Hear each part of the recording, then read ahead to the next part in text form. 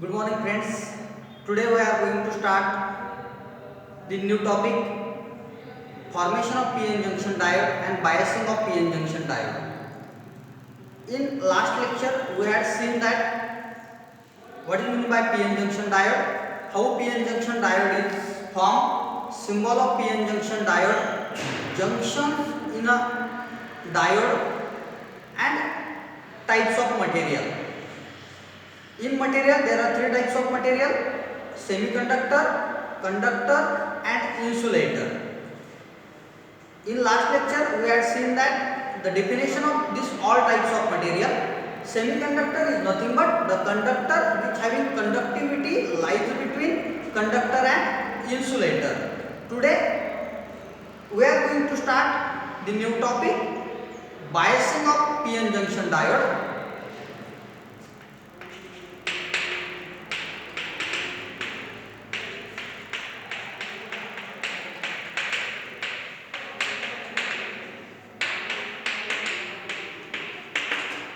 आता बघा आपल्याला माहिती आहे की डायोड म्हणजे काय, तर di is nothing but two, ode is nothing but two electrodes. What are the two electrode? Which is the two electrodes? one is anode, another is cathode. Anode is a positive electrode, cathode is a negative electrode. Here p type semiconductor material and n type semiconductor material आपण use करतोय. p type semiconductor material n type semiconductor मटेरियलला attach केल्यानंतर pn junction diode तयार होतोय आणि ज्या बाउंड्रीवरती तो अटॅच होतोय, the point of contact of p and n type of semiconductor material is called as the pn junction diode असं म्हटलेलं आहे. आता त्या डायोडला सप्लाय अप्लाय केल्यानंतर त्याचं आपल्याला ऑपरेशन स्टडी करायचं आहे. तर डायोड दोन टाइप्स मध्ये बायस होतो. First one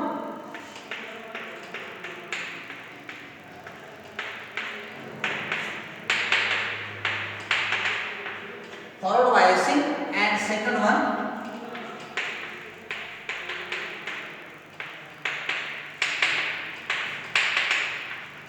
reverse biasing of PN junction diode. आता बायसिंगचा अर्थ काय होतोय, तर आपण सर्किटला सप्लाय अप्लाय केल्यानंतर त्यामधून काहीतरी आउटपुट भेटतंय, बरोबर आहे. त्या ऑपरेशनला आपण बायसिंग असं म्हटलेलं आहे. जर आपण एक्सटर्नल सप्लाय अप्लाय केला त्यानंतर जर सर्किट मधून काही करंट फ्लो होत असेल तर आपण त्याला बायसिंग म्हणतोय, ऑपरेशन म्हणतो आपण त्या सर्किटचं. तर इथे आपल्याला पीएन जंक्शन डायोड मध्ये दोन टाइपचं बायसिंग बघायचं आहे. First one forward biasing, second one reverse biasing. आता या टॉपिक वरती एमएसबीटी एग्जाम मध्ये 4 मार्क्सला कंपल्सरीचा क्वेश्चन असतो.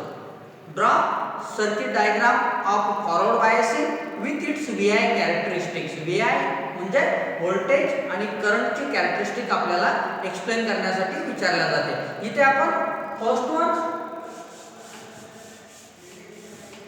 टॉपिक बघणार आहोत, फॉरवर्ड बायसिंग.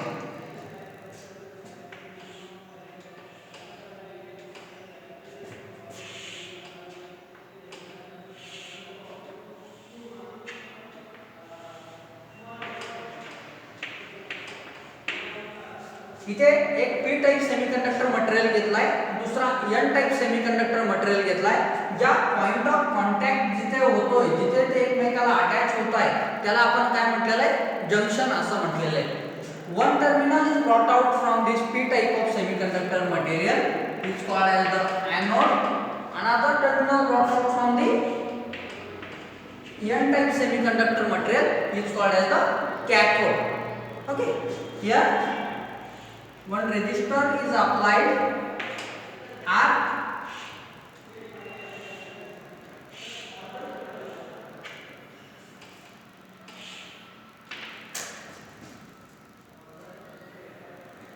ओके, आता पी टाइप सेमीकंडक्टर मटेरियल बॅटरीच्या पॉझिटिव्ह टर्मिनलला अटॅच केलाय आपण आणि एन टाइप सेमीकंडक्टर मटेरियल बॅटरीच्या निगेटिव्ह टर्मिनलला आपण अप्लाय केला आहे. इथे याला व्होल्टेज फॉरवर्ड बायसिंग म्हणून व्हीएफ म्हणू आपण आणि याच्यामधून जो फ्लो होणारा करंट आहे त्याला आपण काय म्हणू, आयएफ, फॉरवर्ड करंट असं म्हणू. येते लक्षात. What is the construction of forward biasing of PN junction diode?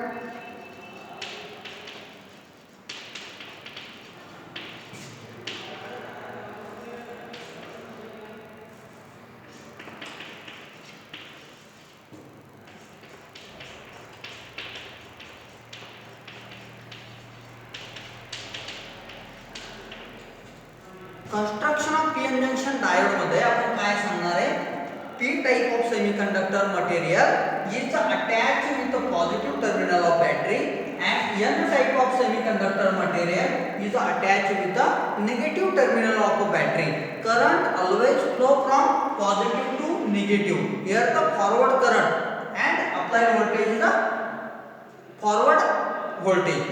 This is called as the construction of a PN junction diode. आता बघा या सर्किट मध्ये तुम्हाला काय दिसतंय, पी टाइप सेमीकंडक्टर मटेरियल मध्ये सर्व होल्स आहेत याचा अर्थ पॉझिटिव्ह चार्ज आहेत आणि एन टाइप मटेरियल मध्ये सर्व निगेटिव्हली चार्ज इलेक्ट्रॉन्स आहेत. पी टाइप मध्ये पॉझिटिव्ह होल्स आहेत, एन टाइप मध्ये सर्व निगेटिव्हली चार्ज इलेक्ट्रॉन्स आहेत. तुम्ही ज्यावेळेस या ठिकाणी सप्लाय अप्लाय करताय त्यावेळेस काय होतंय, आता आपल्याला इलेक्ट्रॉनिक्स मध्ये माहिती आहे की पॉझिटिव्ह टर्मिनल हे रिपल्शन होतं, निगेटिव्ह टर्मिनल मध्ये रिपल्शन होतं, पण पॉझिटिव्ह निगेटिव्ह मध्ये अट्रॅक्शन असतं. आता इथे ज्यावेळेस तुम्ही सप्लाय अप्लाय करताय, पॉझिटिव्ह सप्लाय अप्लाय, तर पी टाइप मध्ये सर्व पॉझिटिव्ह चार्जेस आहेत, तर यामध्ये चार्जेस हे तुमचे या एन रिजन मध्ये जातात.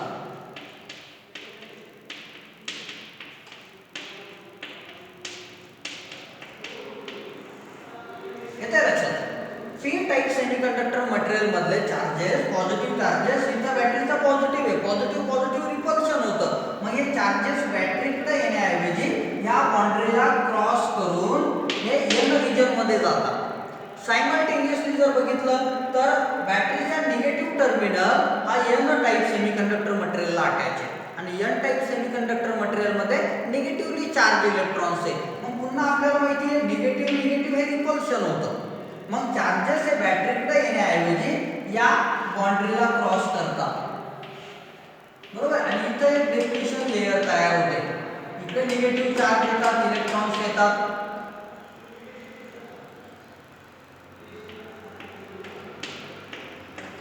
आता इथे डॉटेड लाईन ज्या दिसतायत ही सेंटरची बाउंड्री जंक्शन म्हटलेलं आहे आपण. जेव्हा तुम्ही सप्लाय अप्लाय केल्यानंतर पॉझिटिव्ह रिजन मधले काही होल्स हे निगेटिव्ह रिजन मध्ये जातात, निगेटिव्ह रिजन मधले काही इलेक्ट्रॉन्स हे तुमच्या पॉझिटिव्ह रिजन मध्ये येतात. म्हणजे ऑपोजिट चार्ज कॅरियरची एक लेयर तयार होते, त्याला आपण म्हटलेलं आहे डिप्लिशन लेयर.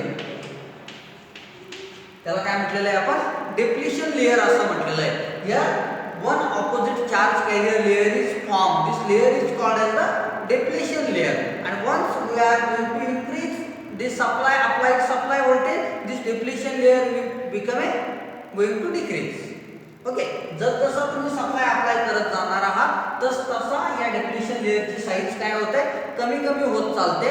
आणि एक कंडिशन अशी येते की यातले सर्व इलेक्ट्रॉन्स इकडे येतात, यातले होल्स इकडे जातात, बरोबर आहे. आता ते जात असताना ते एकमेकाला आदळतात, म्हणजे कोलाइड होतात. That is called as the recombination of holes and electrons, and maximum number of recombination of holes and electrons is nothing but flow of current. आणि या सर्किट मधून जो करंट फ्लो होतो त्याला आपण फॉरवर्ड करंट IF असं म्हटलेलं आहे. येते लक्षात. This is the principle of operation of forward biasing of PN junction diode.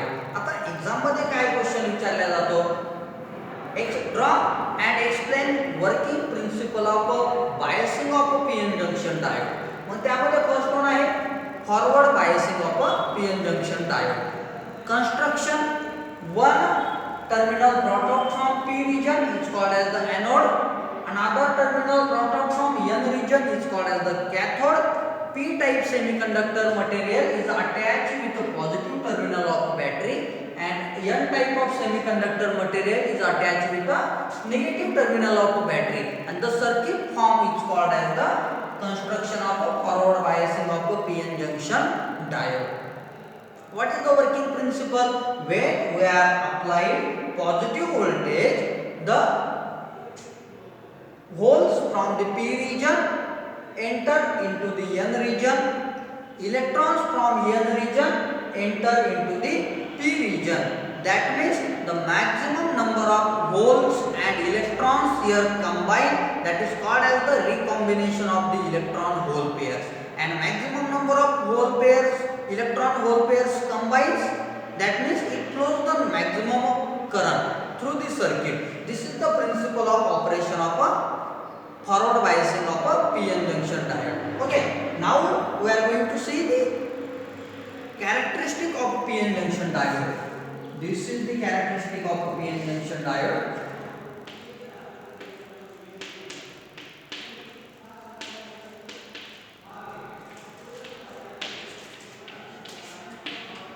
आता बघा, आपण इथे अप्लाय केलेला व्होल्टेज पॉझिटिव्ह आहे, करंट ही पॉझिटिव्ह भेटतोय, म्हणून आपण कॅरेक्टरिस्टिक्स ही फर्स्ट क्वाड्रंट मध्ये घेतलेले आहे.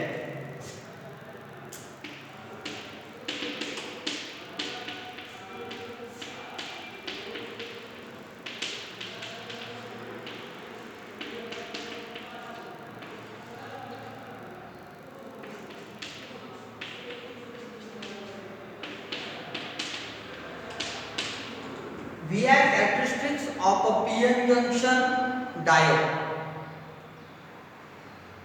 या ठिकाणी व्होल्टेज आणि करंट हे दोनही पॉझिटिव्ह असल्या कारणाने आपण कॅरेक्टरिस्टिक ही तुमच्या फर्स्ट क्वाड्रंट मध्ये आपण घेतलेली आहे. आता या ठिकाणी बघा, तुम्ही इथं जो सप्लाय व्होल्टेज अप्लाय केलाय तो VF आहे आणि आउटपुट काय भेटतंय तर IF भेटतंय in the form of a current. Graph is always plotted in x axis against the y axis, and input is always taken on the x axis and output is always taken on the y axis. बघा, कुठलाही graph असेल तर graph काढण्यासाठी जे input असतं ते आपण x axis वरती घेतो आणि आउटपुट हे आपण y axis वरती देत असतो. आता या सर्किट मध्ये दिसल्याप्रमाणे तुम्हाला फॉरवर्ड व्होल्टेज अप्लाय करायचं आहे. सुरुवातीला आपण 0 व्होल्ट सप्लाय अप्लाय केला, बरोबर आहे. इथे आपण स्केल लिहून घेतोय 0.2, 0.4, 0.6, 0.8 आणि 1, 1.0 आणि so on, बरोबर. इकडे आपण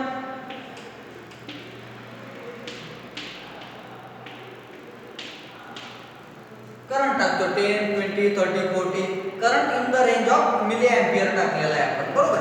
सुरुवातीला आपण 0 व्होल्ट सप्लाय अप्लाय केला की डिप्लिशन रिजन ही लेयर तुम्हाला ब्रेक करायची आहे.